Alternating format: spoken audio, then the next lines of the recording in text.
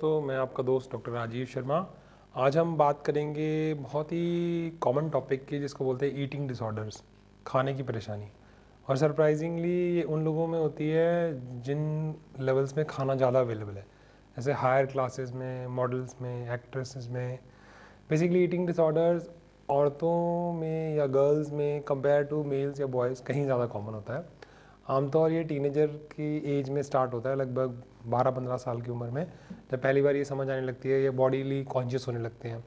और उन प्रोफेशंस में ज़्यादा होता है जहाँ पर अपनी बॉडी की फ़िगर की ज़्यादा फ़िक्र करनी पड़ती है, जैसे बैले डांसिंग है, जिमनास्टिक्स है, मॉडलिंग है, फिल्म एक्ट्रेसेस हैं।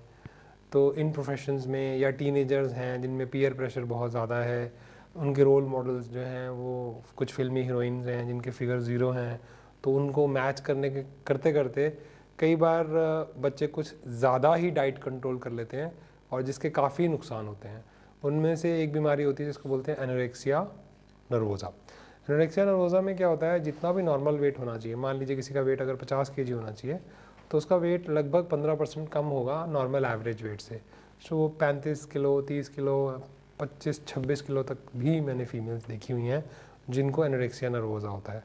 एक तो उनका वज़न कम होता है, दूसरा है उनको ऐसी चीज़ें खाने से बहुत डर लगता है जिनसे लगता है उनका वज़न बढ़ जाएगा, जिसको बोलते हैं फियर ऑफ फैट। हमेशा ये डर बना रहता है कि कहीं मैं मोटी ना हो जाऊँ। और सरप्राइजिंगली क्या होता है, body image distortion. Body image distortion मतलब जो शारीरिक बनावट है उसको लेके बहुत ज़्यादा मिसकंसेप्शन बन जाती है। उनका वज़न है कम और वो लग रही हैं काफ़ी थिन और वीक, बट जब वो घर वाले बोलते हैं कि तुम बहुत पतली हो गई हो, तो पेशेंट को फिर भी लगता है कि अभी भी मैं बहुत मोटी हूँ। अगर आप उनको शीशे के सामने भी खड़े कर दें तब भी they feel uncomfortable about their weight and they are not convinced. ये मेल्स में भी हो सकता है, बट अक्सर ये फीमेल्स में होता है। लगभग 100 में से एक फीमेल में ये हो सकता है। बट जो मैंने मॉडल प्रोफेशंस आपको बताए थे, जैसे मॉडलिंग, फिल्म एक्ट्रेसेस, उसमें तो ये लगभग 4 में से एक में भी हो सकता है।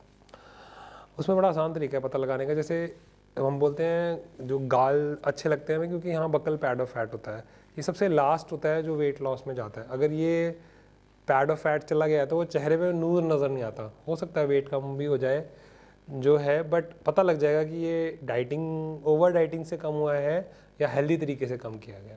फिर कई बार तो पेशेंट खाना इतना कम कर देती है कि बॉडी भी कंपनसेशन मैकेनिज्म स्टार्ट कर देती है।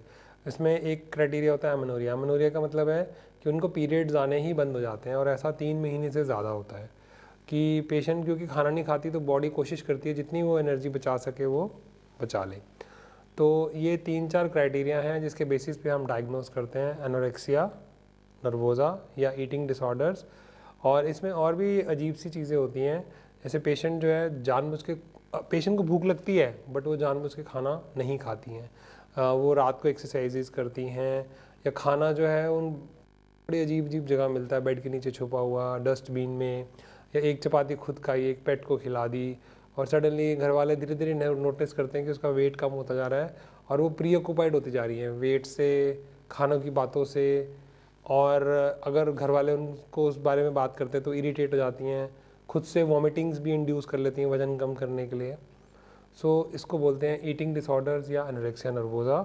और इसमें काफ़ी ध्यान रखने की ज़रूरत है, बिकॉज ईटिंग डिसऑर्डर या एनोरेक्सिया नर्वोज़ा में जान भी जा सकती है, क्योंकि पेशेंट इतनी कम, न्यूट्रिशनल वैल्यू बहुत कम हो जाएगी, बोन्स वीक हो जाएंगी, पल्स बीपी कम हो जाएगा, और शरीर उस तरह से काम नहीं करेगा जैसे करना चाहिए। जो चेहरे की बनावट है और खूबसूरती है वो ख़त्म हो जाएगी एक लेवल के बाद।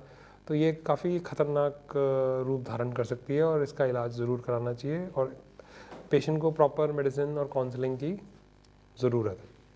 इसके अलावा ईटिंग डिसऑर्डर में एक और डिसऑर्डर होता है जो इसके बिल्कुल थोड़ा सा अपोजिट होता है, जिसको बोलते हैं बुलीमिया नर्वोज़ा।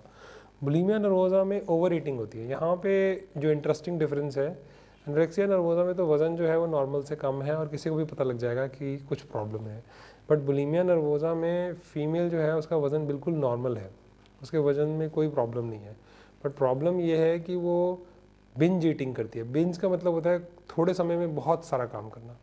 जैसे अल्कोहल वाले बिंज करते हैं कि मंडे टू सैटरडे तक उन्होंने कोई शराब नहीं पी, बट शाम को, सैटरडे शाम को शुरू हुए, मंडे सुबह तक पीते रहे।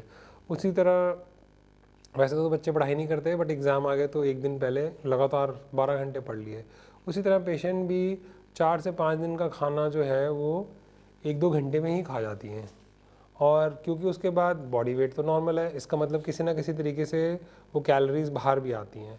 तो उसमें क्या होता है, जैसे वॉमिटिंग करना या तो खुद से उल्टी करना या ऐसी दवाइयाँ लेना जिससे दस्त लग जाएं, या बहुत ज़्यादा एक्सरसाइज करना और हमेशा कॉन्शियस रहना अपने वज़न को लेके, चिढ़ जाना अगर उस बारे में कोई बात की जाती है, ये भी क्वाइट कॉमन है। तो कुछ फीमेल्स में या कुछ इवन मेल्स में भी, जबकि मेल्स में इसकी मात्रा कंपैरेटिवली थोड़ी कम होगी, 10:1 की रेशो होती है। अगर 10 लड़कियों में होगा तो 1 लड़के में होगा। तो उसमें जो है ओवर ईटिंग होती है बुलिमिया नर्वोसा में, जबकि एनोरेक्सिया का मतलब होता है भूख ना लगना। बट एक्चुअली ऐसा नहीं है, भूख नहीं लगती है बट पेशेंट खाना नहीं खाती है। दोनों ही प्रॉब्लम्स काफ़ी प्रेवलेंट हैं, खासकर टीनेजेस में, खासकर आजकल के टाइम में पहले के मुकाबले, क्योंकि जहाँ खाना अवेलेबल है ये प्रॉब्लम ज़्यादातर वहीं आती हैं।